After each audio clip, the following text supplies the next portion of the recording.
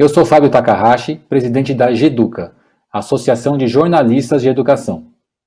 Gostaria de dar as boas-vindas a todos ao nosso 5º Congresso Internacional de Jornalismo de Educação.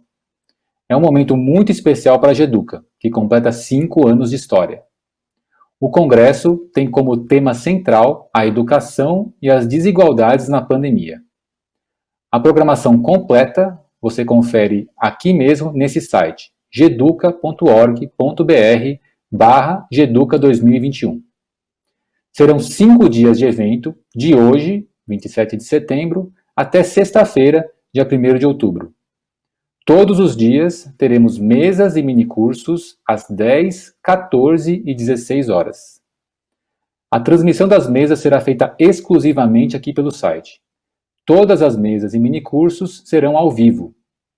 Você pode mandar perguntas para os participantes por meio do chat da plataforma. Quero aproveitar para fazer alguns agradecimentos. Primeiro, para os nossos mais de 1.000 associados, que sempre se envolvem tanto com as atividades da GEDUCA.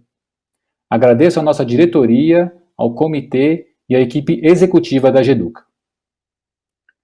Obrigado também aos nossos patrocinadores, que ajudam a viabilizar tantas discussões importantes sobre nossa profissão e nos dão condições de oferecermos um congresso como esse, com inscrições gratuitas para os participantes.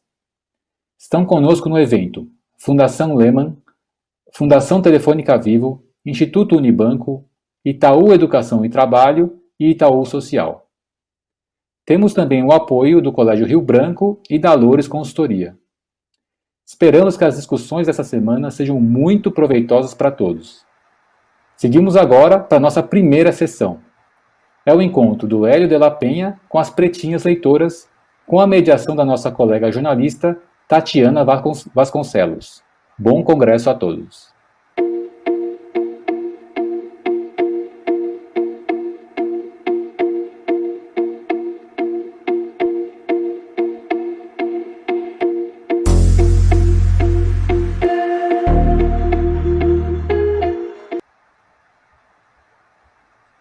Oi, gente.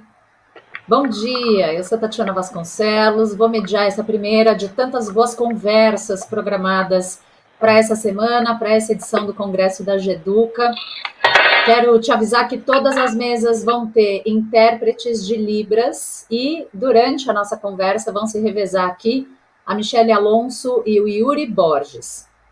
Eu tô louca para ouvir as estudantes Helena e Eduarda Ferreira, as pretinhas leitoras, e o ator, escritor, humorista, Hélio de la Penha. Oi, gente, bom dia.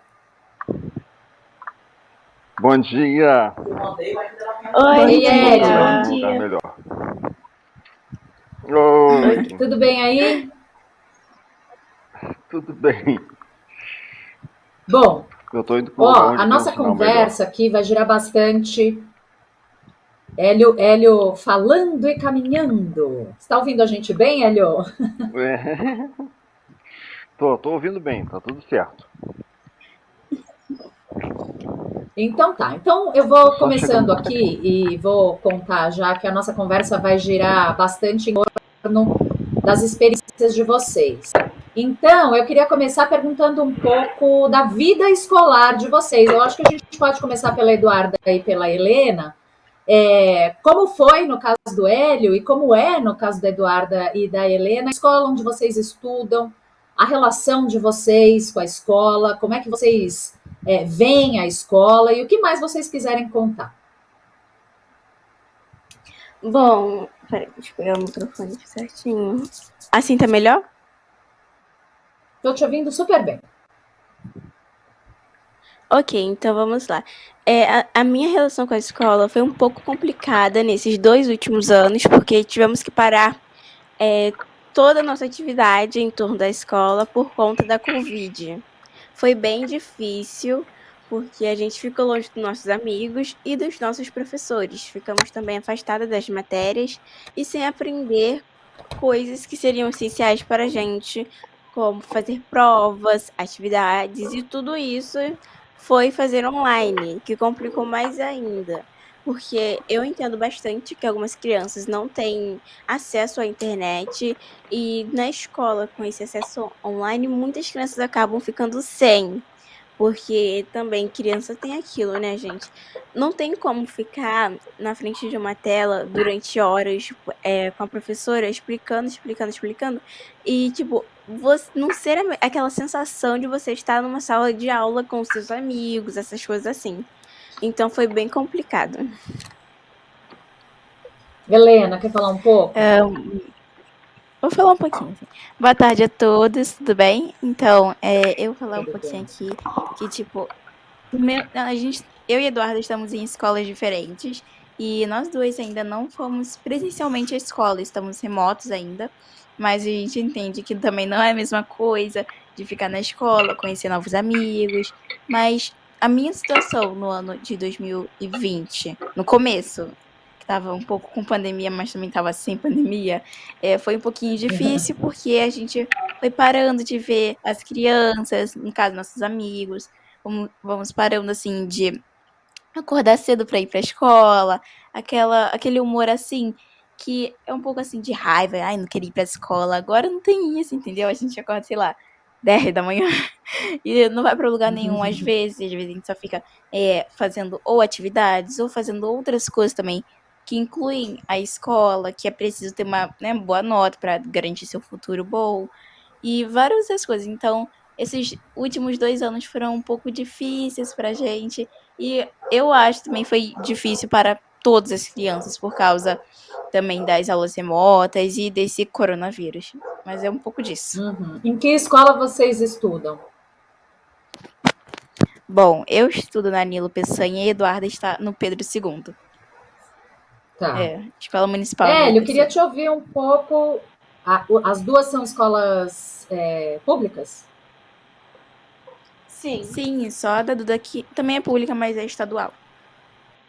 Quer dizer, Tá. federal. Uma estadual, uma federal, a outra municipal. Hélio, eu queria te ouvir um pouco sobre como foi para você a escola, como era a escola onde você estudou e que relação você tinha com a escola. Olha, minha relação com a escola é bastante distante do tempo, né? Vocês estão falando aí de 2021. Nós vamos voltar o tempo aí, entra numa máquina do tempo. Vamos falar agora aqui de 1965, 1966. Eu comecei, eu tenho 62 anos, um pouquinho mais velho que vocês, Helena, e estudava numa escola pública no meu ensino fundamental 1, que se chamava Escola Primária, e estudava numa escola na Vila da Penha, e minha mãe era minha professora, foi quem me alfabetizou. Era uma situação, para mim, do ponto de vista dos outros alunos, é uma situação privilegiada. Do meu ponto de vista, é uma situação bem desconfortável, porque ter a sua própria mãe como professora criava um embaraço para mim na sala de aula. O primeiro embaraço é que todo mundo chamava minha mãe de tia, e eu não tinha coragem de chamar ela de mãe. Então, para não chamar ela de nada, eu preferia estudar muito e não ter dúvida na aula, entendeu? Assim começou a minha situação no colégio. Depois eu tive aula com outras professoras na mesma escola ali, amigas da minha mãe. Como a minha mãe era professora e ela levava a coisa muito a sério, ela sempre me botava nas turmas das professoras mais rigorosas. Então, então eu tinha que ralar muito por conta dessa história toda. Depois da escola primária, eu fui passei a estudar no Colégio de São Bento. O que aconteceu? Quando acabou o meu Fundamental 1, eu ia passar para o Fundamental 2, eu passei para uma escola que ela fisicamente não existia. Ela só existia no papel. Então eu tinha que dividir eu tive que ser transferido para um colégio que já existia, que era a Escola Normal Carmela Dutra, em Vaz Lobo, e ali eu tinha metade do tempo da aula, né? A gente que normalmente teria 4 horas de aula, eu só tinha 2. Minha mãe ficou preocupadíssima com essa situação e acabou procurando o Colégio de São Bento, que aceitou que eu fizesse uma prova fora do tempo e depois nos concedeu uma bolsa de estudos e eu comecei a estudar no São Bento. E foi um choque muito grande, porque a realidade social do São Bento para a realidade da Vila da Penha, que naquela época ainda era um bairro rural praticamente, era absolutamente distinta, né? Então, minha mãe professora primária, meu pai era um escriturário e os meus colegas eram filhos de embaixador, filhos de governador, filhos de empresários, enfim, era a nata do poder do Rio de Janeiro. Então era uma distância muito grande. Havia assim um desconforto de ser esse peixe totalmente fora d'água. Por outro lado, me abriu os olhos a uma ambição e a uma vontade de conquistar aquele mundo que para mim era completamente novo ali. Então esse foi a minha vida assim. Depois eu fiz a faculdade de engenharia, aí já estamos falando de 1978, um pouquinho mais para cá. E o que acontece? Eu estava lembrando estava pensando sobre essa história de estar na faculdade. Eu estava pensando assim, poxa, se a minha faculdade começasse hoje, nesse tempo de pandemia, como seria caótico para mim e como seria, assim, pouco proveitoso, porque eu fiz engenharia, me formei, trabalhei como engenheiro, mas eu sou um humorista. Na verdade, a faculdade teve um peso muito grande na construção das relações sociais e do contato com os amigos, com os outros estudantes e tudo mais.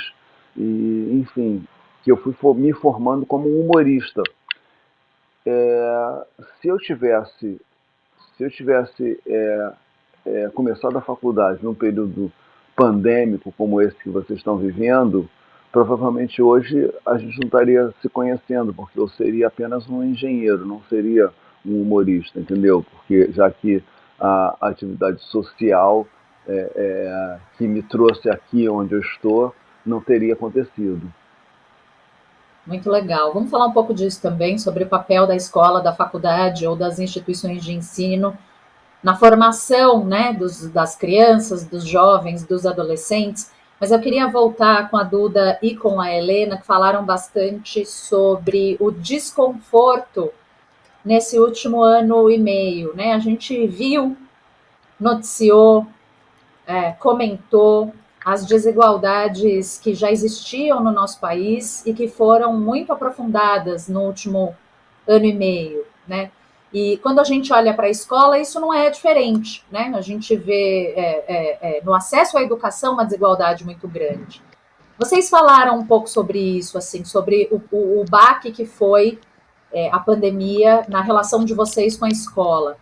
Eu queria ouvi-las um pouco sobre isso. Esse acesso online, as aulas online, ou quais são as dificuldades de vocês, quais foram as dificuldades, ou quais têm sido as dificuldades de vocês nesse último ano e meio? Como é que tem sido as aulas? Como é que tem sido o aprendizado? E depois eu quero ouvir o Hélio também, que tem acompanhado isso, eu acho, com o filho, Hélio, com os filhos. Mas primeiro a Duda e a Helena. Então, eu acho bem interessante isso, porque o Eli fala do passado e a gente tá falando do presente, né? Mas, enfim, nesse momento de pandemia, muitas coisas se tornaram desafiadoras, porque a gente perdeu amigos, amigos se distanciaram, a gente trocou de escola, a gente não tem a mesma professora, a Covid atrapalhou bastante no nosso estudo, e também a pandemia em si atrapalhou em tudo, né? Porque paramos de fazer atividades físicas para poder ficar segura e não acontecer algo fatal, no caso, né? porque a gente sabe que essa doença ela é muito pesada e muito forte, e nós temos que ficar em casa para se proteger. Mas na escola, foi muito difícil isso, porque a gente queria estar perto dos nossos amigos, queríamos abraçar, queríamos beijar, queríamos ser crianças, no caso, né, queríamos brincar também, mas foi muito difícil isso, muito mesmo, ainda mais para nossas professoras, né, porque ainda mais na escola já dava aquele trabalho de fazer aula todo dia, preparar a matéria todo dia, e também agora na online você ter que enviar as matérias que você faz, o todo dia lá, escrevendo matéria para poder enviar, deve ser muito cansativo também. Enfim, foi muito desafiador esse ano e 2020. Também é que a gente não tivemos informação para isso. A pandemia também atrapalhou e atrapalha ainda bastante a nossa forma de estar. E também, né, meio que a gente não teve muita função para isso. Também a gente não teve meio que o ensino desejado. Desejado também para a gente poder usar as plataformas digitais, como as aulas online. Tem muita aluno, muita criança, muito adulto que não sabe mexer com a internet, que é o caso de muitos, porque não tiveram esse ensino adequado para poder mexer nessas redes sociais. E hoje, assim, é fácil pra gente, porque a gente já trabalha num projeto que vai fazer 3 anos no próximo mês, mas a gente pensa também nas crianças que não têm condições mesmo de ter um celular, um notebook, ou também uma rede boa para participar das aulas, no caso. Então, pra gente não tá sendo fácil, tá sendo um pouco difícil também para poder lidar com isso aqui tudo, mexer nessas coisas digitais e também meio que ficar também online na escola, vendo as atividades, vendo que dia vai ser a atividade. E tá sendo um pouco difícil, assim, a gente pensa também do lado das outras crianças que também estão com maiores dificuldades que a nossa, porque a nossa, para elas também pode ser um milagre a gente ter um notebook para participar das aulas, ou também um celular. Então, assim, é meio difícil nesse tempo de pandemia, e é isso por enquanto, né? A gente tá tentando cada vez mais. É meio difícil, mas tá rolando. Conviver. Por aí, né? Tá bom. Tem uma pergunta aqui do Ricardo França de Guzmão. Aliás, a produção está me mandando aqui. Vocês podem fazer as perguntas que vocês quiserem para o Hélio, para a Duda, para Helena. O Ricardo pergunta para o Hélio se você estudou na Escola Municipal Rodrigo Otávio Filho, em Vaz Lobo, na zona norte do Rio. E se sim, ele te pergunta como foi a sua experiência lá, se você lembra de algum professor em especial, se foi diretora. E eu acrescento, e quero ouvir também da Duda e da Helena, que lembranças mais marcantes vocês têm da escola e se episódios de racismo fazem parte dessas lembranças? Bom, vamos lá. Não, eu não estudei nessa escola, não. Eu estudei na escola municipal Miguel Ângelo e depois na escola municipal Desembargador Montenegro, todas duas na Vila da Penha, tá? Em Vaz Lobo, eu estudei na escola normal Carmela Dutra, tá? E depois fui estudar no São Bento.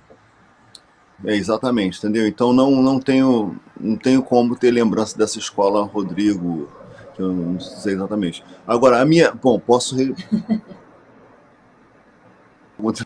para a minha realidade, as minhas lembranças são das professoras. Eu tenho uma lembrança muito boa de duas professoras maravilhosas, 3, aliás, professoras maravilhosas nesse período, que foi a dona Janei, que foi a minha professora logo depois da minha mãe, e era uma grande amiga da minha mãe, uma professora também bastante...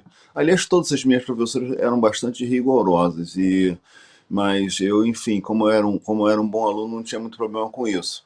Dona Janei, depois a dona Sheila, que era barra pesada, reprovou muita gente, e finalmente a dona Edith. Foram as minhas 3 professoras nesse ensino fundamental 1, assim, que me marcaram muito, tá? Mas eu vou te falar, a professora que, para mim, assim, que mais me marcou a vida, ela foi no Fundamental 2, no São Bento. Eu estou falando Fundamental 2 aqui bem artificialmente, porque na verdade eu estudei no ginásio. Eu fiz o primário e depois eu fiz o ginásio. Só para me adaptar, assim, à realidade de vocês, que eu estou falando Fundamental 1, Fundamental 2, que para mim soa como uma tremenda mentira, entendeu? Mas enfim, no meu ginásio, eu tive uma professora de matemática que foi muito importante na minha vida, que foi a dona Sandra Carelli, e ela é tão importante que algumas senhas minhas eu uso o nome dela.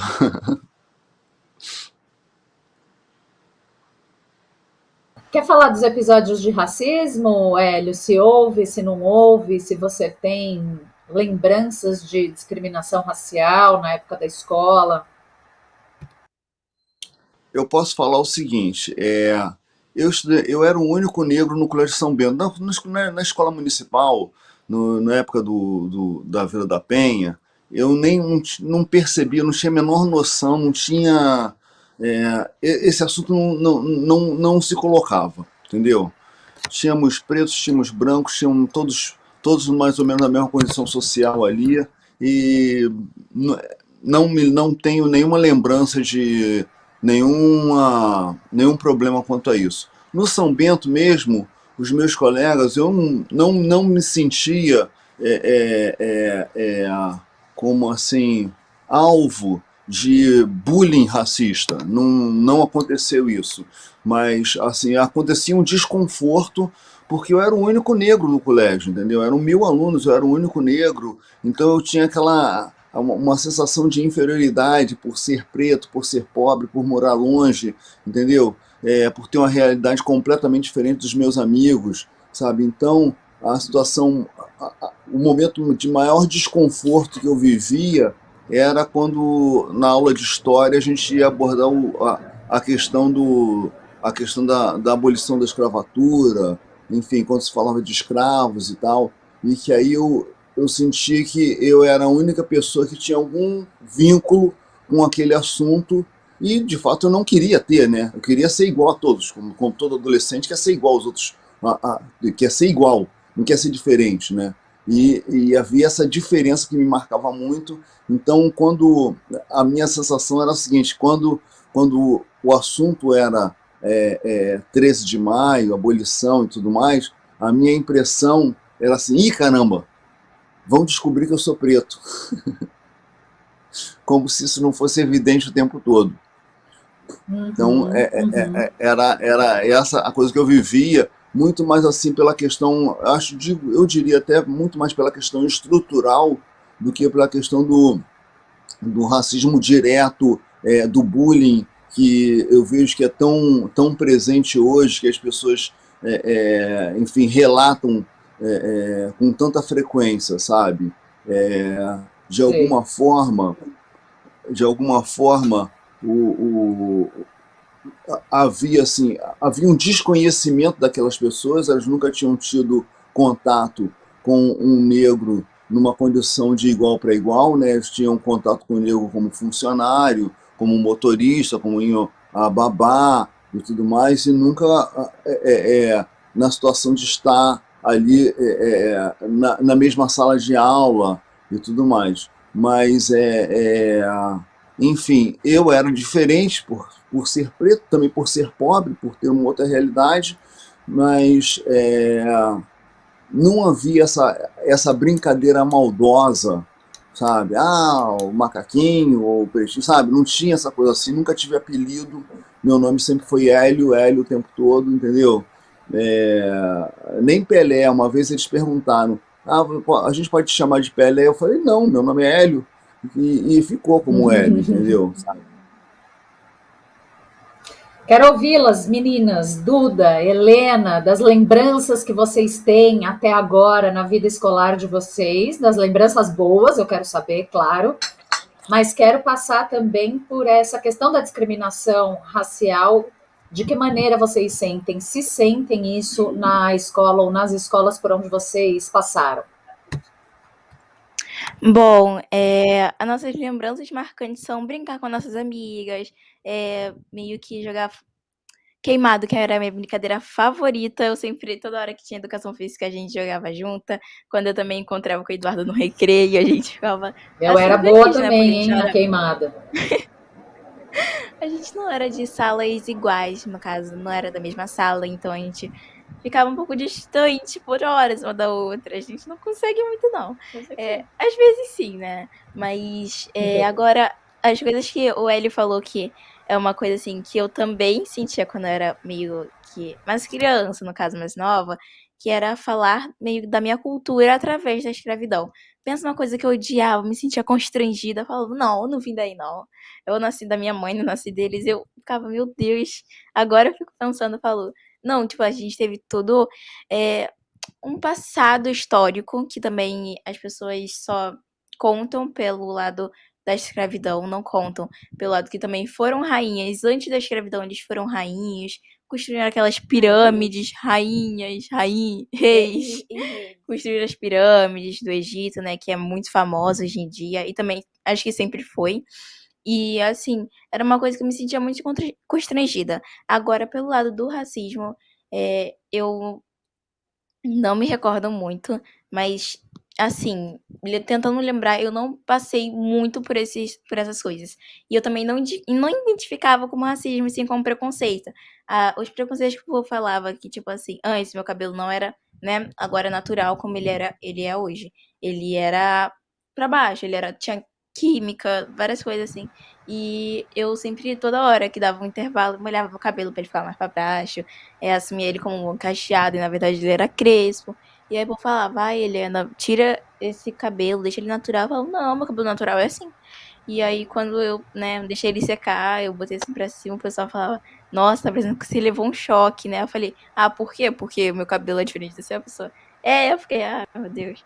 Aí eu, né, comecei a ficar botando umas químicas, no caso, que quem botava química naquela época era a minha avó, que eu pedia pra ela pra botar química e tal. E hoje em dia eu vejo como aquela infância também me ajudou pra eu perceber que existem pessoas assim que se achar seu cabelo diferente, vão te julgar. E assim, eu comecei, né, crescendo, aprendendo as coisas, sabendo diferenciar o que é preconceito e racismo, mas agora pro lado de racismo, agora que já tenha identificado o que era, eu não passei. É o que eu acho. Agora tudo. Uhum. Ô, Então, Duda, deixa na eu te parte que fazer ele uma pergunta específica. O Hélio disse que quando ele estudava no São Bento, por exemplo, ele era o único aluno negro entre 1.000 alunos da escola e por isso ele era visto como o diferente da escola. Quando vocês, na escola por onde vocês passaram, olham para o lado, vocês veem pessoas parecidas ou diferentes de vocês? a gente vê pessoas com a pele negra, tem várias pessoas lá. Nas escolas que a gente estuda, sempre tem uma pessoa que é mais branca, aquela pessoa branca, branca mesmo. E aí tem aquelas que são negras, mais retintas. Tem várias cores lá, várias formas de cabelo. E isso que é mais legal, porque a gente se vê lá, né? Não fica só um tom de cor exclusivo. Tem vários, e isso que eu gosto bastante. E a Helena falando do negócio da história, que as pessoas. As professoras só mostravam a cultura negra através do racismo, é bem. A gente vê que já tinha esse, esse falta de estudo ali, né? Porque para você, uma criança negra, a gente vai lá e fala: essa cultura veio da escravidão. E a gente só mostra a escravidão, escravidão, escravidão, e não mostra de verdade o que tinha. Que no caso são as pessoas pretas, eram reis, rainhas, tinham princesas e príncipes, e que eles lutaram bastante para que as pessoas pretas pudessem pisar no chão de hoje, né? Pudessem ter essa liberdade que elas têm hoje. Então, a escola não mostra isso. E a gente vê mais um racismo aí, no caso, né? A escola deveria mostrar várias culturas, vários livros que mostram a cultura negra. E eu acho isso muito importante, porque o racismo, ele tá pela educação, ele tá nos olhares dos professores. Quando um professor te olha e fica te encarando apenas por você ser negro, já é racismo. Então, a escola também, ela precisa melhorar bastante nisso. E negócio de racismo, assim, eu já sofri, foi uma base bem difícil ainda, porque naquela época eu ainda estava aprendendo o que era racismo, já sabia já, mas estava ali naquela caminhada, caminhada, caminhada. Não sabia como me defender, então foi bem difícil. Eu posso imaginar. Bom, eu vou misturar Deixa eu aqui o que eu fazer uma... preparei. Fala, Hélio. Tatiana, não, eu queria... Primeira curiosidade sobre vocês. Por que vocês estudam em escolas diferentes? Respondendo a sua pergunta, é porque, como abriu vaga no peso segundo, a minha mãe, no caso, era o sorteio. Então, minha mãe escreveu nós três, só que só a Eduardo entrou. Então, eu fiquei na Nilo Peçanha e a Duda no Pedro II. Ah, entendi. Não, eu queria falar a respeito dessa última fala da Duda, ô Tati, que é o seguinte, é, eu vivi muito mais um racismo por conta de uma educação estruturalmente racista do que por conta de atos discriminatórios dos meus colegas de turma, sabe? Porque assim, o que eu vejo, como ela estava falando assim, realmente você se refere aos negros na escola apenas quando você está tratando da questão da escravidão, entende? E aí eu vim descobrir recentemente que o Machado de Assis, por exemplo, era um escritor negro, sabe? Recentemente eu vim descobrir que já tivemos um presidente negro como Nilo Peçanha, sabe? E até a narrativa da abolição ela é completamente embranquecida, uma vez que parte-se do princípio que um dia a princesa Isabel acordou de bom humor e resolveu abolir a escravidão, entendeu? Não existe nenhum envolvimento dos próprios negros na batalha pela sua libertação. Então, quer dizer, não existe a valorização das ações dos negros, não havia isso, não havia uma valorização do papel do negro na sociedade, da importância do negro na sociedade. Ele era sempre visto assim como um coitadinho, não sei o quê, vamos dar uma força para ele, vamos ajudá-los a ficar numa situação melhor, entendeu? E a gente não aprende a força que a nossa cultura tem, que o nosso povo tem na escola, sabe? A gente vai aprendendo isso depois na vida.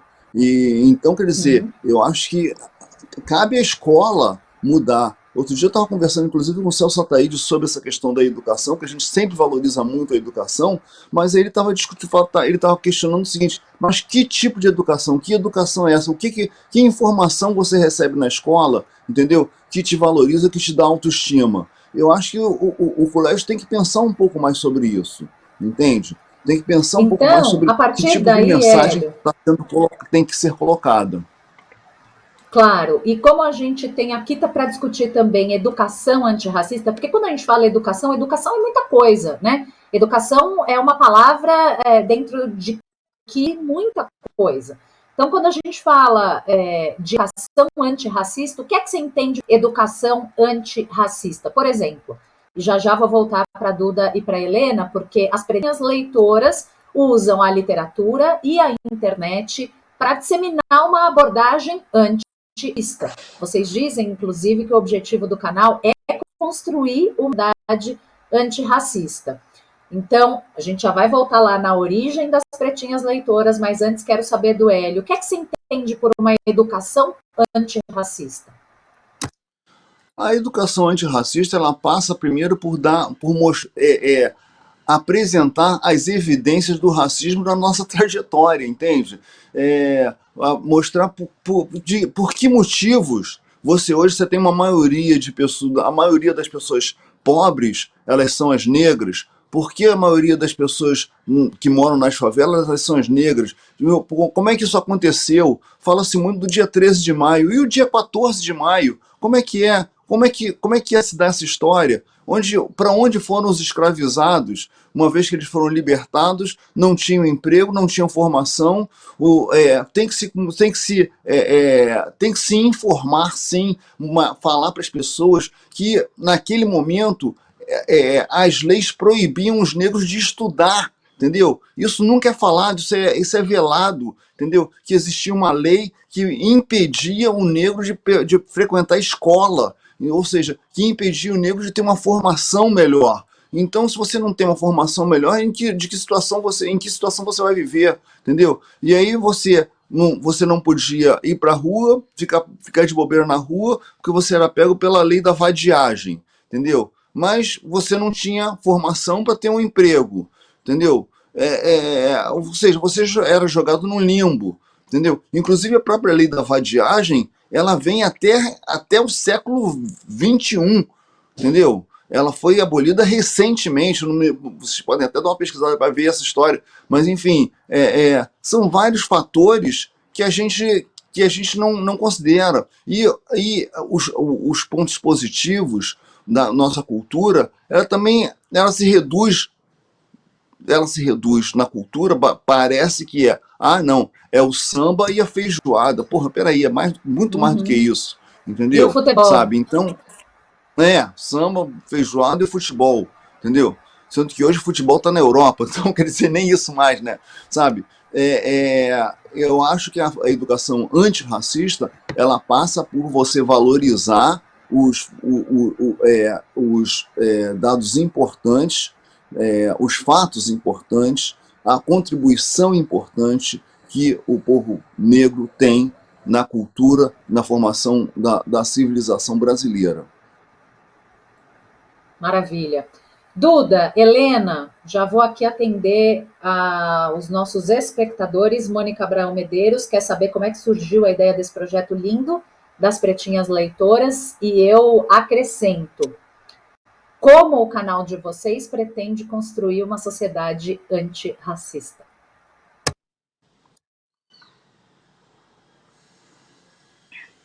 Bom, vou começar aqui falando como o canal surgiu. O canal, ele começou no ano de 2015, quando a Providência passava por uma forma, assim, uma fase difícil, era muita violência urbana. E a gente morava lá naquela época. A gente morou por bastante tempo, no caso. E aí, depois disso, eu me preocupava muito com as crianças que iam e vinham de escolas e também dos adultos, no caso, que iam para os trabalhos, para as escolas, para várias coisas por causa da violência. E eu sempre tinha um medo interno delas serem atingidas pela violência de uma forma que não queríamos que fossem, né? E que a gente queria que não tivesse essas coisas, mas, né, o governo também não ajuda. Mas, enfim, depois de um tempo assim, eu fui vendo, meus amigos começaram a não aparecer mais na rua. Eu assisti youtubers que eles ficavam na rua livremente. Parecia que nada estava acontecendo e eu queria ser igual a eles. Eu queria Nada estava acontecendo na vida deles, porque a gente não podia ficar na rua tranquilamente. Também por causa, né, da violência, dos carros da polícia que subiam o morro, né, que a gente morava no Morro da Providência. E a gente não podia ficar na rua brincando, não podíamos ir na casa do amigo por causa desse perigo interno e também desse perigo pela vida, né? Tinha que ter um cuidado extremo pela vida, ainda mais naquela fase que a Providência estava passando. E depois disso, foi passando um tempo, eu me distanciei um pouco da minha mãe, mas mesmo assim, eu morando na casa do meu pai, eu queria mesmo ter a liberdade. Que quero dizer, eu queria que todas as crianças tivessem a liberdade de ficar na rua, ainda mais as crianças que moravam no morro, né? Porque a gente queria, assim, se divertir, brincar na rua tranquilamente, jogar bola, jogar vôlei, qualquer outras brincadeiras e ficar só em casa, tendo que ficar se preocupar. se preocupar com as coisas que podiam acontecer em casa e também fora de casa. Então, em 2018, eu conversei bastante com a minha mãe. No caso, 2015 até 2018, a gente foi conversando bastante. E a vontade de criar um canal que falasse sobre isso estava crescendo. E aí a gente criou o Pretinhas Leitoras, que antes se chamava Roda de Leitura. E a gente criou esse canal com a ajuda de todas as crianças antes, né? Antes meio que das plataformas digitais, a gente foi fazendo rodas de leitura com as crianças, com o povo aqui de casa, e também o coletivo Indeciso Favela nos ajudou bastante a formar esse canal, e também as crianças que foram quem escolheram o nome, que deram ideia do que podia falar o canal. E agora, né, que não é muito novo, mas no ano de 2020 para cá, a gente veio acessando mais as redes digitais, fomos espalhando o canal pelo mundo, agora também está em outros países, que é uma coisa assim que a gente queria muito, Chique! que todas as crianças também queriam aparecer. E depois de muito tempo a gente foi criando o canal, fomos dando entrevistas. A gente foi construindo sonhos, no caso. E um dos nossos sonhos era fazer um livro, no caso, criar um livro com mais de 100 crianças. E a gente queria esse sonho desde 2019. No fim de 2019. No fim, aí a gente foi tentando. 2020 não deu certo por causa da pandemia, do aumento da pandemia, né? Do aumento de mortes. E aí a gente foi, né, tendo cuidado, não querendo botar a vida das crianças em risco, né? Mesmo que se fosse em casa, elas tinham também botando meio que o perfil dela, né, pro mundo inteiro. E aí passou um pouco, diminuiu. A gente foi criando, foi fazendo rodas de leitura, foi, no caso, acho que foi, não sei se foi 10 ou 9, foram bastante rodas de leitura para criar um livro que a gente gostasse, né? E aí chegou o livro Favelas, que é nosso, a gente criou, acabou de lançar. Foi o nosso sonho, no caso.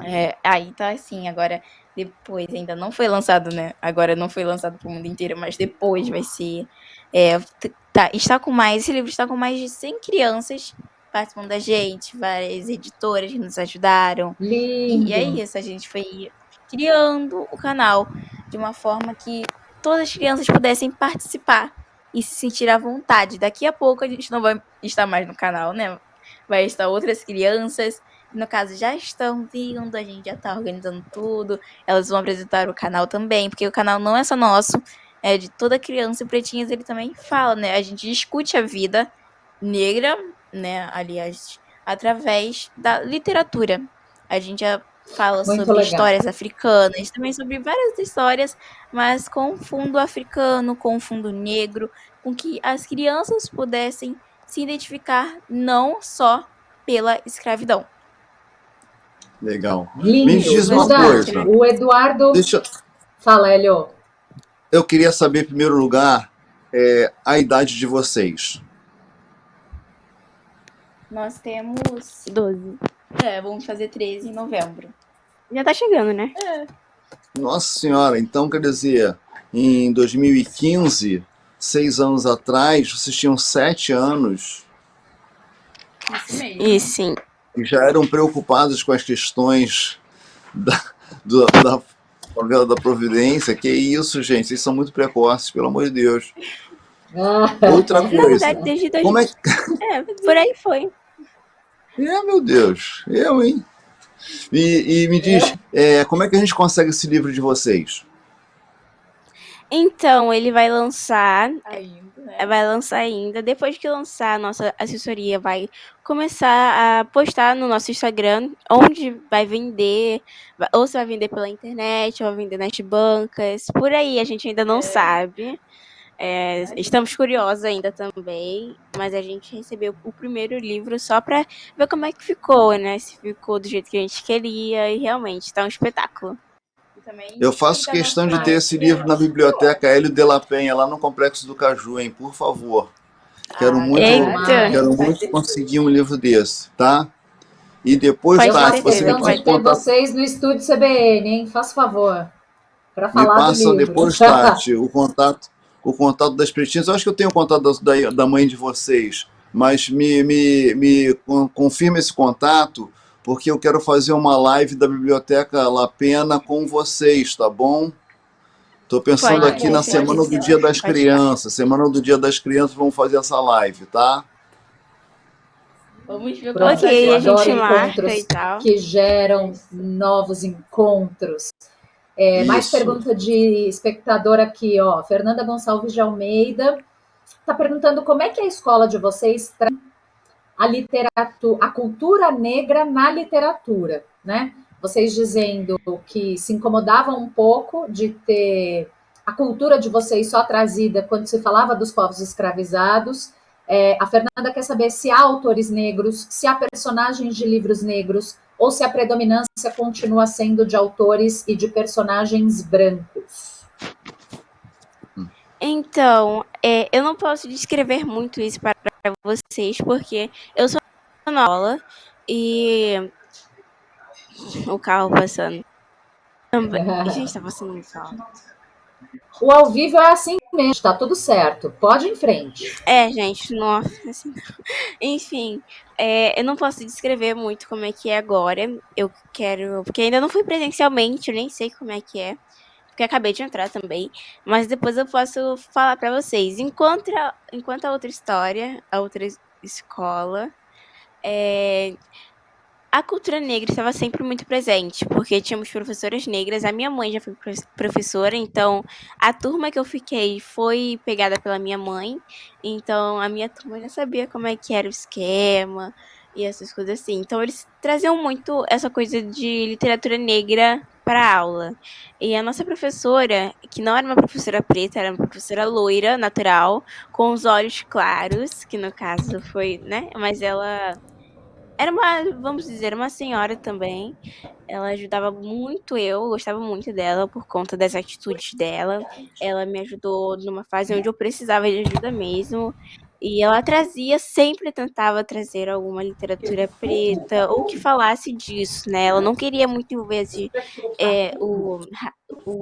a escravidão, porque ela sabia que na nossa sala a, a cultura negra estava muito presente ali.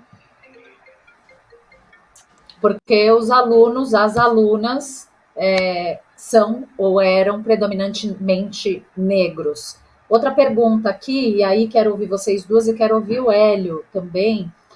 Tem uma ótima aqui que eu vou deixar para o fim, se bem que a gente está quase chegando no fim. Então, a Regina quer saber se as professoras de vocês ajudaram na construção do livro. Vocês tiveram ajuda de quem para confeccionar essa belezura que vocês mostraram aí para a gente? Então, as nossas professoras não ajudaram no nosso livro, quem ajudaram foram as crianças e a nossa Entre o Céu e a Favela, nosso coletivo, e o Pretinhas. Foram mais as pessoas que nos ajudaram, e a editora do livro também, quem revisou, mas o intuito é mostrar os sonhos das crianças e as escritas delas.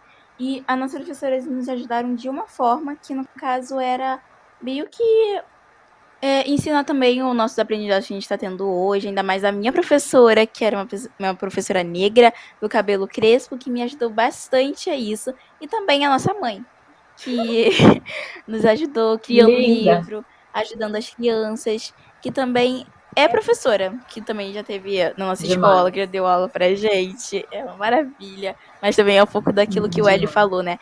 Às vezes a vergonha de chamar de tia também. As pessoas chamando de tia, olha, dá uma raiva disso. Fala, para de chamar ela de tia, ela não é sua tia. E era várias coisas assim.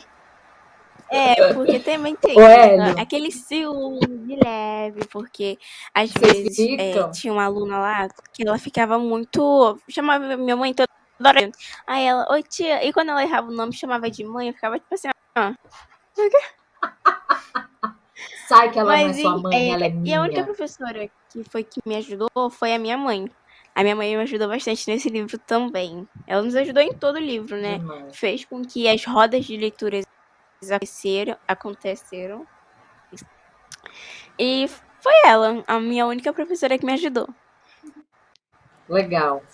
Eu tenho mais duas para fazer aqui. Uma delas de um espectador que o Eduardo Fabrício Ferreira, e aí quero jogar para o Hélio agora. Qual é a importância da literatura, né? Da leitura para o processo educacional, e aí quero incluir um processo educacional antirracista, Hélio. Eu acho que a literatura é um espaço de liberdade, né?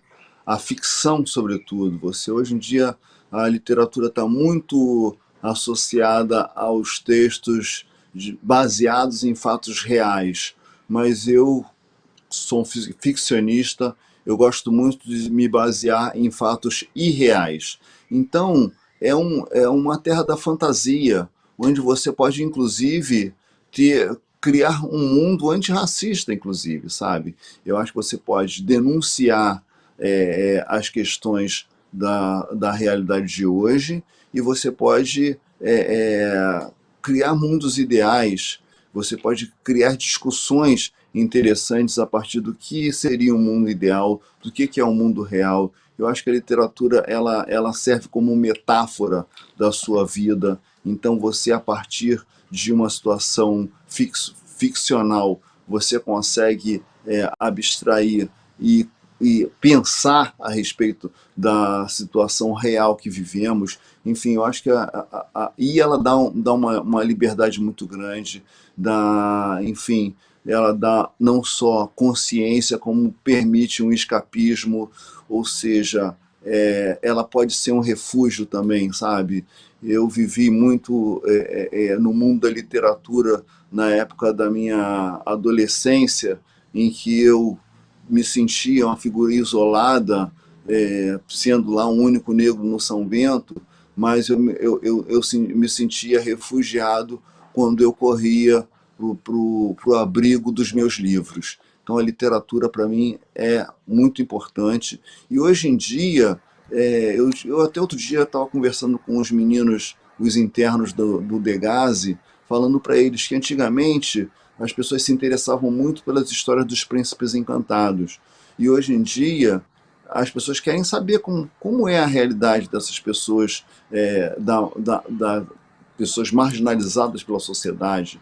Então eu falei para eles que era uma oportunidade muito grande você saber contar a sua história, saber valorizar a sua história, mesmo que você não seja um príncipe encantado, mesmo que você não tenha nascido em berço de ouro, que aliás eu acho que essa história de quem não nasceu em berço de ouro, hoje interessa muito mais à sociedade, a sociedade está muito mais atenta para ouvir essa história do que um sujeito que nasceu de frente para o mar e viajou o mundo inteiro e agora trabalha na empresa do seu pai. Eu acho que você contar uma história que você batalhou, que foi difícil você chegar onde você chegou, ela tem mais interesse da sociedade. A sociedade quer aprender com esses novos relatos. Então, literatura, para mim, é tudo. Muito legal. Vocês querem falar, meninas, sobre esse papel da literatura? Sim, porque também não é só mostrar o Monteiro Lobato em todas as literaturas, por isso que a gente traz também Conceição Evaristo, Sérgio Vaz, e vários outros também, como Sônia Rosa, que São de Oliveira, como o próprio Hélio, isso mesmo, e vários outros escritores negros que fazem parte, né, do nosso canal, que nos ajudaram, ainda mais temos isso, que também fazem parte disso. E a maioria, né, dos escritores, quando a gente vai ver, ainda brancos, né, falam sobre o Monteiro Lobato. O Monteiro Lobato, assim, pra gente não é grandes coisas, no caso, ele mas porque ele trata também, ele fez, no caso, acho que Sítio do Pica-Pau Amarelo, e também tratou eu esqueci agora o nome dela, mas ela era uma personagem preta, Anastácia, como Dona Benta. Isso, como Dona Benta. Uma empregada, no caso. Também, não sei, acho que já ouvi esse nome em outro lugar, como também uma pessoa real. Mas, enfim, isso é umas coisas assim que agora a gente percebe que na infância eu via, amava, falava, não, ela é só uma ajudante de cozinha. Depois eu fui crescendo, percebendo que também ele tratava meio que essas coisas como se fossem normais. Isso também é racismo. Ele falava no livro que ele não era racista e tal, mas ele é, porque ele não falando, a gente já percebe. E também tem aquela coisa, né? O Monteiro Lobato, quando a gente era criança, ele foi muito presente na nossa vida. Ainda mais no Sítio do Pica-Pau Amarelo, que era um desenho que a gente amava, passava em todos os lugares, a gente era magnífico, a gente só ficava naquilo. E depois que a gente foi crescendo, foi percebendo, a gente foi começando a afastar essa coisa da gente. E também o Monteiro Lobato, ele escreve algumas coisas que são histórias, assim, que a gente consegue até que dar aquele gasto, mas algumas histórias também tem que ter aquele limite, porque ele já é falecido, mas alguns textos deles foram reescritos, porque nesse ano, no século XXI, a gente já entende mais ou menos o que é racismo, e se as pessoas pegarem esse texto, com certeza vai ter aquela confusão toda. Então, para quê? Para não ter aquela confusão, as pessoas decidiram reescrever para que não tivesse essa confusão. Mas mesmo assim, a gente o Monteiro Lobato, ele não é um escritor brasileiro. Quer dizer, ele não é o único escritor brasileiro que a gente vê hoje em dia, porque tem vários outros também que são brancos, mas sim, eles entendem essa parte, que também não é tudo só Monteiro Lobato, não é tudo só livros portugueses, no caso, né, que vem lá de fora, que meio Cinderela, Branca de Neve, Bela Adormecida, essas coisas assim são escritas por pessoas que nem são do Brasil praticamente, elas são, né, lá de Portugal, que tem uma literatura da pessoa branca, nos olhos azuis, cabelos loiros, e a gente vê isso na maioria dos contos e fadas, essas coisas assim. E também é muito importante trazer que não é todo escritor branco que tem o mesmo perfil. No caso, na literatura, alguns escritores brancos, eles também trazem essa cultura negra nos livros para as crianças de uma forma agradável e que a gente consiga entender. Mas os escritores negros que a gente mesmo tem que ressaltar, porque escritor branco é o que não falta. Então, a gente tem que ressaltar aqueles escritores negros que estão iniciando, ver se a literatura deles bate com a gente. Isso não bater, a gente vai o quê? Vai ajudando eles. Vai falando, isso aqui você pode melhorar, isso aqui você pode retocar, e por aí vai também. Demais. Deixa eu falar um Muito pouquinho a bem. respeito Um dessa. convite para vocês Eu queria. verem a Tá escrita acabando, né? negra, né? A escrita negra e como ela é importante. Então, é isso. Demais.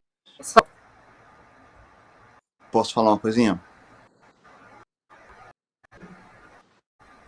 Não, o que eu quero falar para vocês, meninas, é o seguinte, que eu acho que nem todo livro ele traz uma verdade absoluta, sabe? É muito importante a gente aprender a ler os livros, é muito importante a gente entender a contextualizar os livros. Então, assim, se um livro é escrito nos anos 40, nos anos 30, ele traz uma realidade daquele momento, sabe? A gente não vai ler aquilo como uma verdade absoluta, a gente vai aproveitar aquele livro para enxergar como é que a sociedade daquele momento se via, como é que ela enxergava os negros, os brancos, enfim, como era a relação de poder e tudo mais. Então, livro não é uma verdade absoluta, não é um lugar que você vai ler e falar, já que está no livro, está tudo certo. Não, o livro tem coisas boas, tem coisas ruins, tem prós e contras, e o importante do livro é ele levantar uma discussão.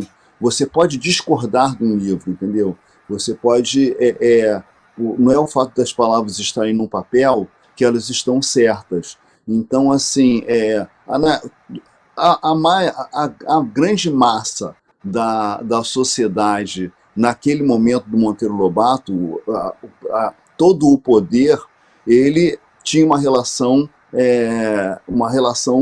ruim com os negros, uma relação de escravidão e tudo mais. Entendeu? Então a gente tem que conseguir abstrair, tirar o que é de bom, jogar fora o que é ruim, sabe? Para a gente conseguir tirar proveito e entender, inclusive, por que foi tão valorizado, sabe? Ele foi valorizado porque tem vantagem, tem virtudes. Agora, a gente tem que aprender a ler e perceber também os problemas, sabe? Como o negro era retratado, é uma coisa muito ruim. Mas, assim, eu curtia muito embarcar naquele mundo da fantasia de uma fazenda cheia de brincadeiras. Pô, imagina você viver numa fazenda que você tinha árvore para subir, rio para mergulhar, sabe?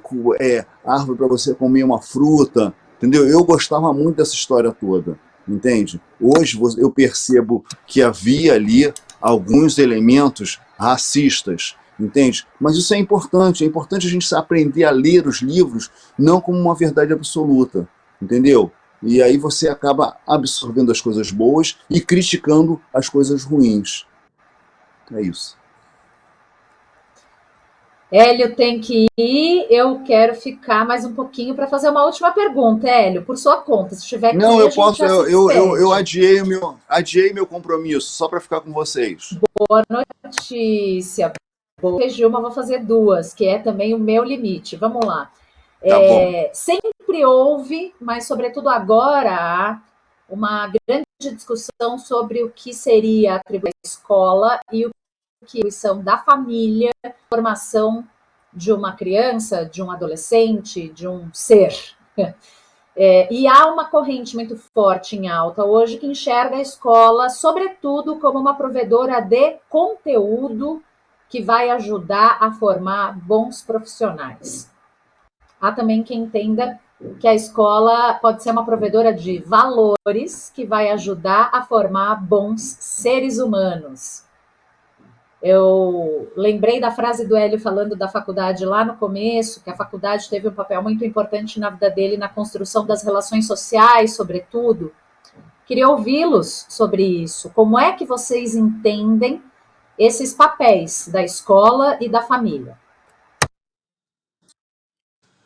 Eu acho que eles têm que ser complementares e eu acho que nenhum dos dois tem um papel exclusivo. Eu acho que talvez a escola ela tenha um papel mais forte do que a família na formação profissional. Agora, a formação do cidadão, esse papel cabe tanto à família quanto à escola. E a escola aí eu entendo pelo corpo docente, pelos professores, como também pelo corpo discente, pelos alunos. A sua relação com os alunos, com seus colegas, ela tem que ser saudável a ponto de você crescer com ela, entende? Assim como a relação com os professores também. Os professores têm que saber que eles têm essa responsabilidade sim, sabe? Por outro lado, os pais não podem entregar tudo para a escola, resolvam aí, porque aqui em casa eu não vou dar eu não tenho menor responsabilidade quanto a isso. Você vê aí o papel das mães, das meninas, das leitoras pretinhas, como é importante. A primeira vez que eu encontrei com elas, a gente estava num aeroporto, não foi? Vocês lembram? Que a gente estava num aeroporto? Eu estava vindo de um trabalho em São Paulo, vocês estavam vindo de uma palestra, eu fiquei encantado de saber isso e conversando com a mãe de vocês, eu fiquei apaixonado justamente pelo papel que a mãe de vocês exercia, como ela incutia a importância do papel da leitura na vida de vocês e tudo mais, e vocês estão aí hoje falando coisas tão lindas, né? Então, assim, tem esse papel. Eu vejo assim, de uma maneira geral, a escola foi se afastando de uma forma tão grande do dia a dia das pessoas que a pessoa, o que ela aprende na escola, ela aprende aquilo para fazer uma prova. Aquilo não tem nenhuma relação com o seu dia a dia. A gente aqui em casa, a gente conseguiu quebrar essa parede, sabe? E os meninos, por acaso, a gente fez várias experiências que eles começavam na escola e a gente brincava com aquelas experiências no fim de semana. Então, com aquilo, eles entenderam que aquela informação ela podia ser útil para a vida, podia ser útil inclusive na hora de brincar, entende? Então, o aprendizado ficou mais fácil, sabe? Porque não estou aprendendo para aula, para fazer uma prova. Não, ele estava aprendendo uma coisa que era interessante, que inclusive serviria para fazer uma boa prova, entende? Então, e ao mesmo tempo que cada vez que eles apresentavam um assunto interessante, Ana, sobretudo minha mulher, ela ia atrás de um livro ou de uma revista, ou de uma história em quadrinho, que envolvesse aquele assunto para que os meninos ficassem mais encantados com aquele mundo e fosse buscar mais informação.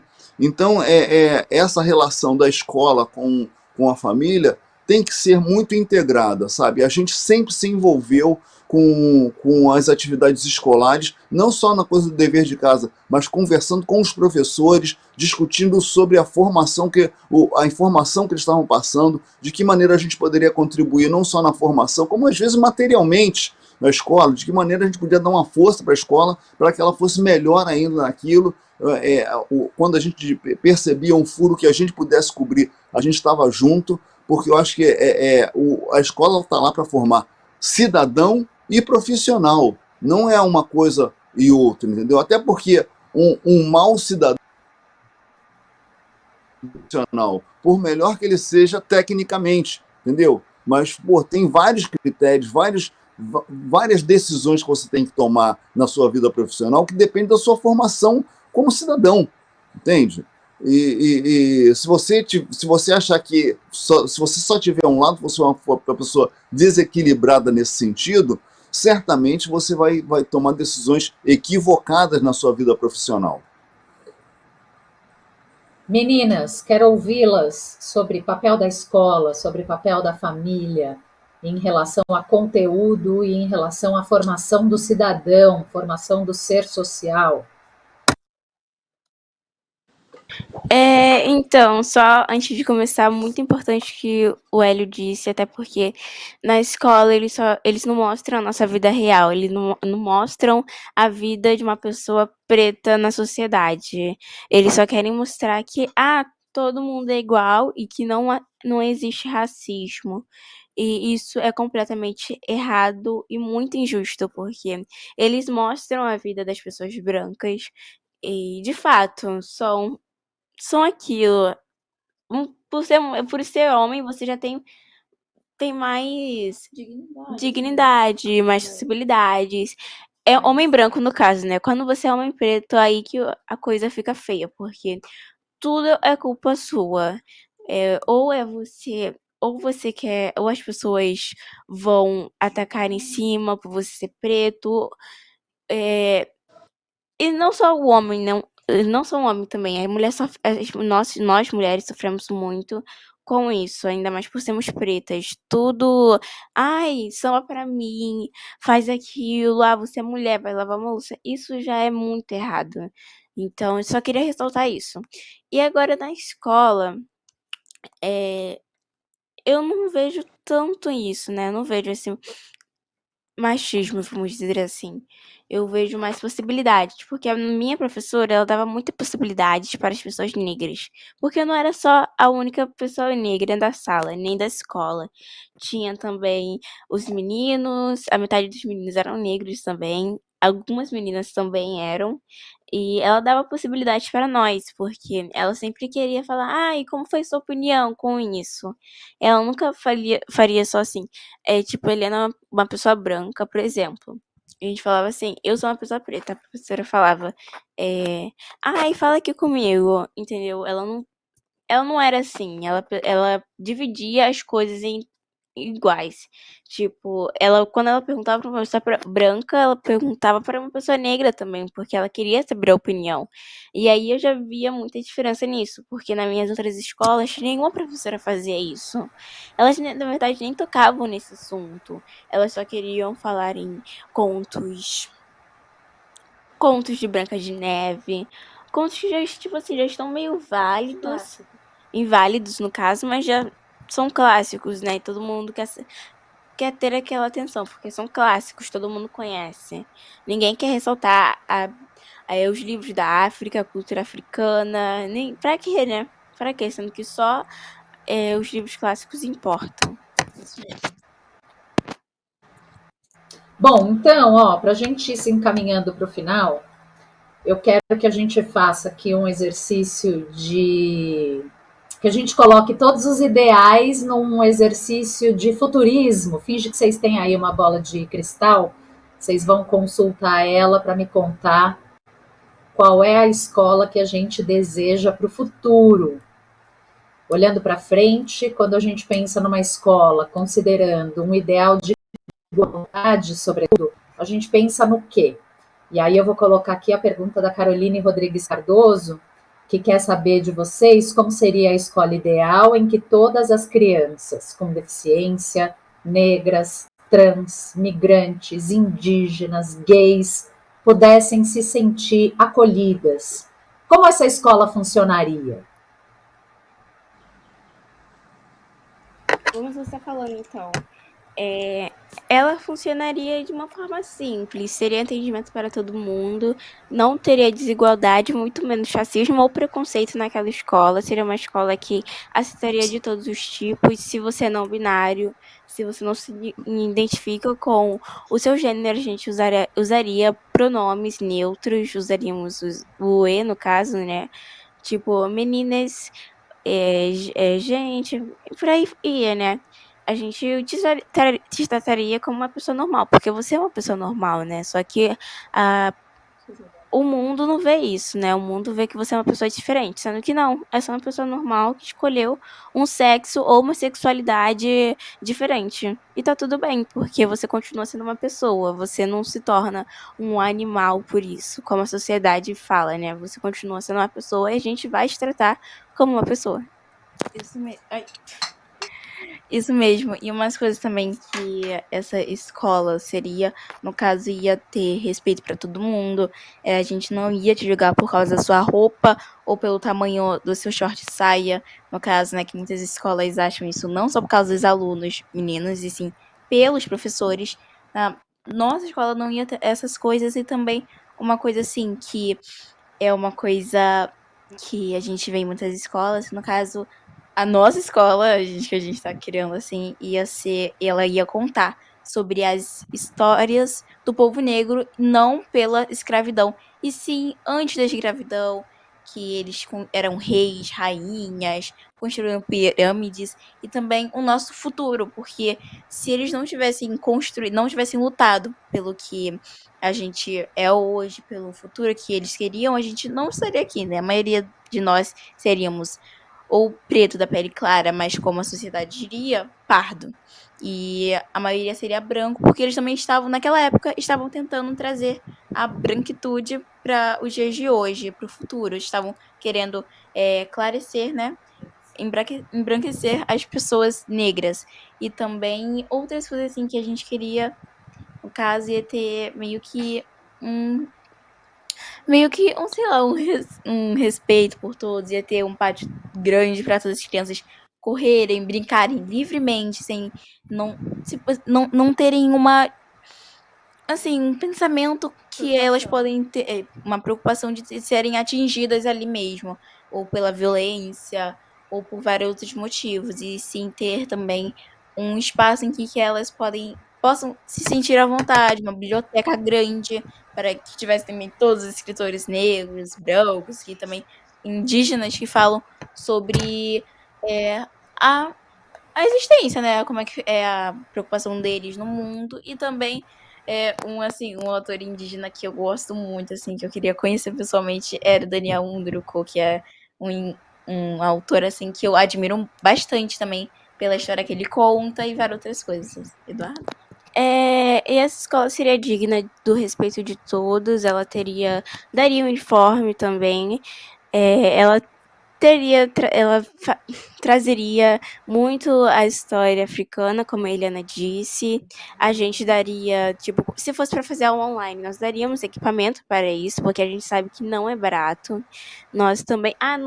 A gente faria muita coisa. A escola seria grande, ela seria atendida com professores negros, mas só para ressaltar que a nossa escola não vai ser tipo só, essa escola só vai caber pessoas pretas. Não, podem vir pessoas brancas também, porque a gente também quer ensinar isso para o mundo, não apenas para as pessoas pretas, e sim para o mundo. Então seria maravilhoso. Hélio, o que tem aí na sua bola de aula da Escola do Futuro?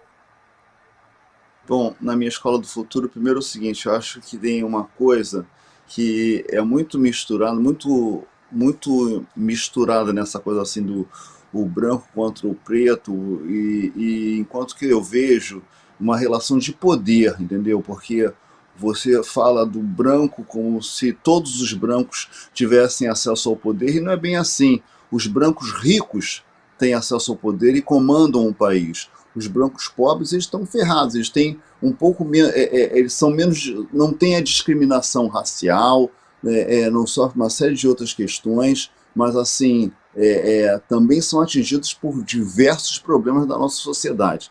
Então eu acho que a gente deveria ter uma escola que conseguisse capacitar as pessoas para que elas tivessem papéis importantes na sociedade, profissionalmente, entendeu? Independente de cor, independente de origem.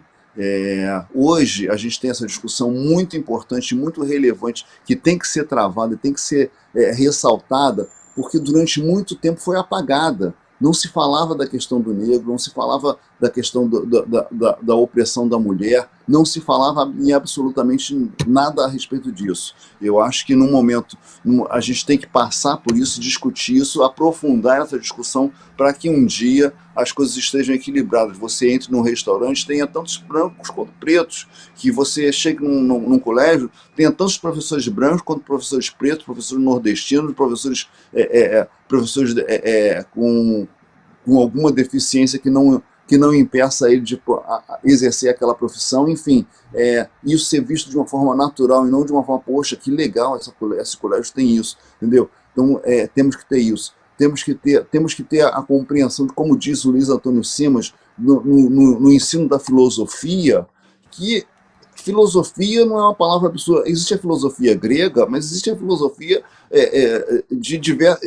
existem filosofias de diversas origens, entendeu? E dá-se a impressão de que só a única filosofia válida é a grega, o resto é tudo exotismo. Não é bem assim.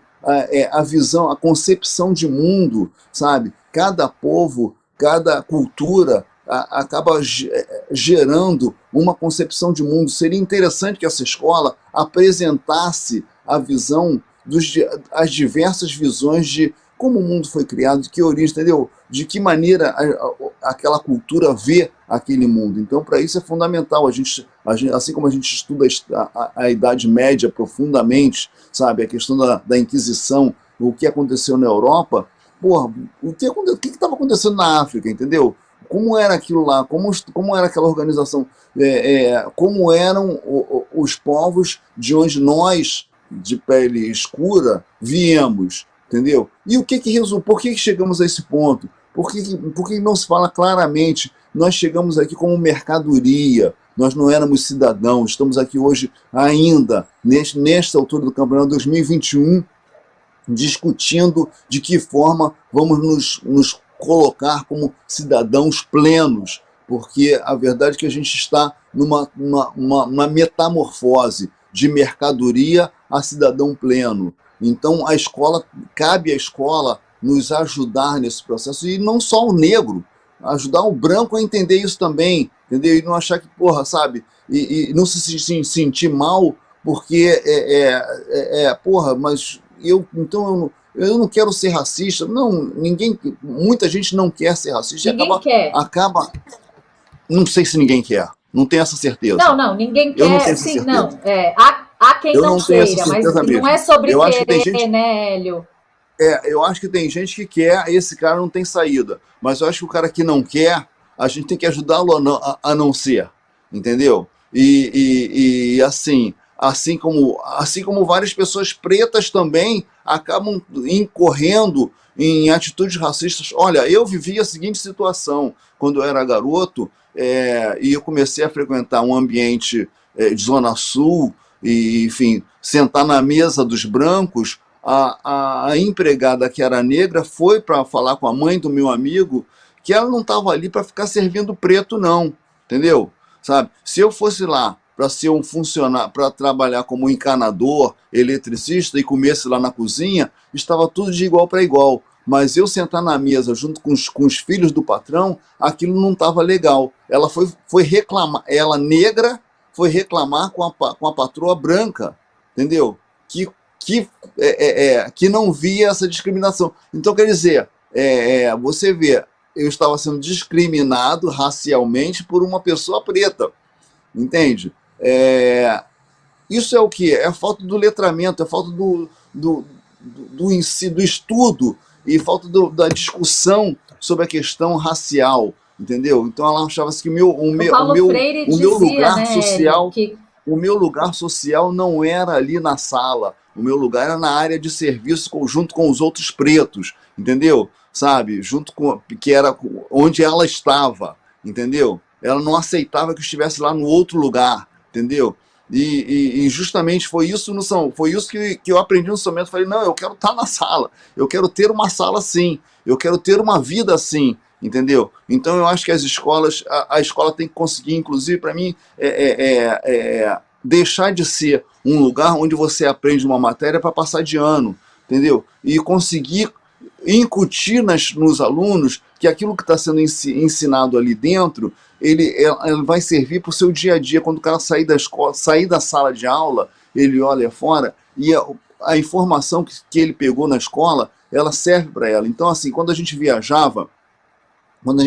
com os nossos filhos, eles estavam ligados na questão do relevo, na questão do clima, que eles aprenderam na escola, para entender que tipo de passarinho a gente encontraria naquela região, sabe? Ou seja, a informação da escola, ela complementava a informação que a gente dava para a gente ter uma vida mais divertida, fora da escola, entendeu? Enquanto que aí o resultado era nota boa, enquanto que os meninos que estavam decorando o que estava sendo dado na escola para tirar uma nota boa, coitados, entendeu? Não tinha condição de ter a mesma absorção do conhecimento. Então a escola tem que não só fornecer o conhecimento, mas tem que também estar ligada de que maneira ele está sendo absorvido e que diversidade está sendo oferecida e que respeito está sendo dado, entendeu? E sinceramente, me desculpe, eu discordo de vocês, meninas, mas assim, eu acho que os artigo neutro, isso aí, se você estudar o latim, ele é um artigo neutro, entendeu? A questão é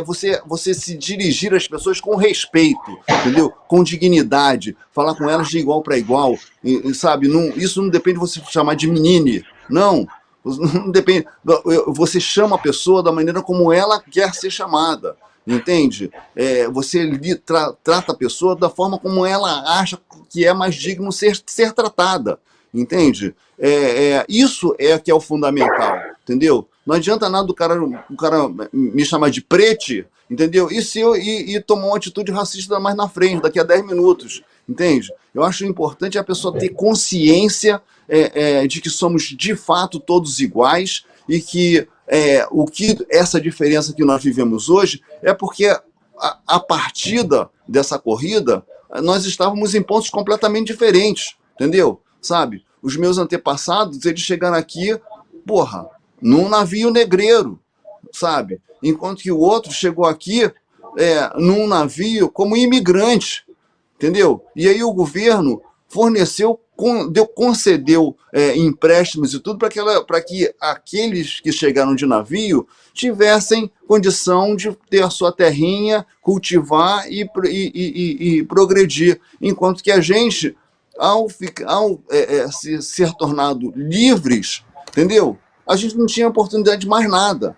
A escola tem que colocar isso, a escola tem que ensinar essa coisa para que todo mundo, brancos, pretos, enfim, indígenas, nordestinos e tudo mais, todos tenham essa consciência para que todo mundo consiga junto construir uma sociedade melhor. Meninas, querem arrematar? Não? Podemos nos despedir, mim, assim, então? Tá bom. Podemos. Fala, Duda. Assim, eu achei super importante a fala do Hélio também, porque eu também não sei, assim, porque menine não é um pronome, e sim o que a pessoa quer ser chamada, assim, ou pelo nome, ou pelo... qualquer coisa, assim, que ela queira. Então, a gente também tem que respeitar a escolha dela e a escolha de todas as pessoas, no caso.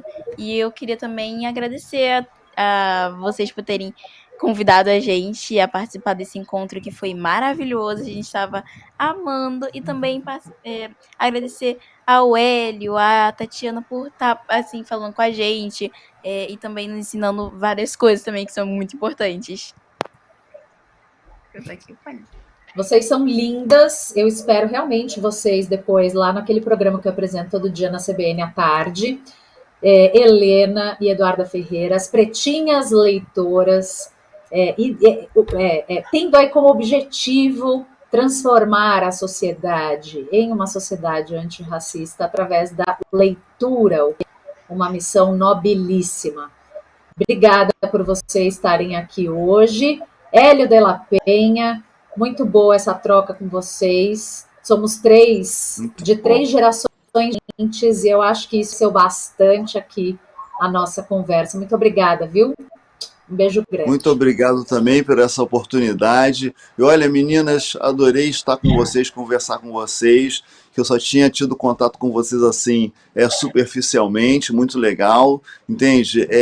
E eu acho que é isso, a gente conversa, a gente concorda, a gente discorda. O importante é a gente sempre tratar as pessoas com respeito, com dignidade enfim, ouvir, saber ouvir.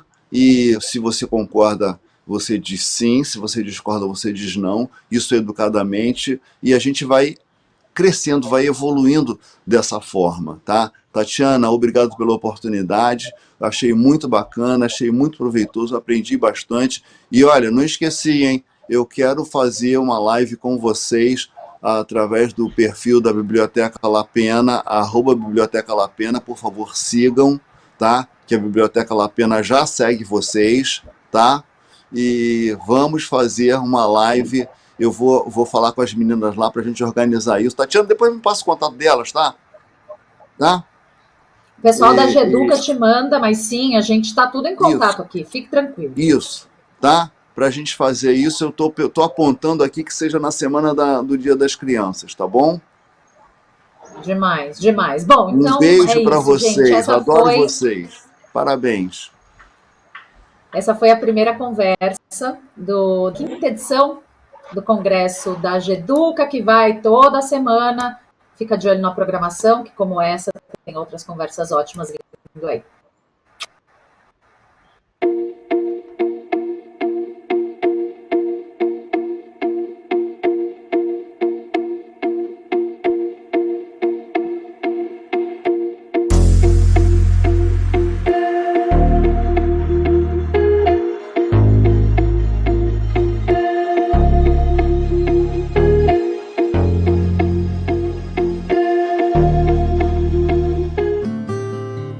No mundo das redes, fios e tecidos, polo é o lugar do ponto de encontro. No nosso caso, daqueles que acreditam que para haver desenvolvimento social e pessoal é fundamental educar, em todo tempo e todo espaço. Entendemos que a educação se faz a qualquer hora e em todos os lugares, na sala de aula, na rua, em casa, no parque, na teoria e na prática. É pela crença na educação como processo integral que, ao lado de inúmeros parceiros, desenvolvemos programas para que municípios, estados de união ofereçam uma educação pública e de qualidade. Pois aquilo que é um direito de todos ainda é uma realidade de poucos.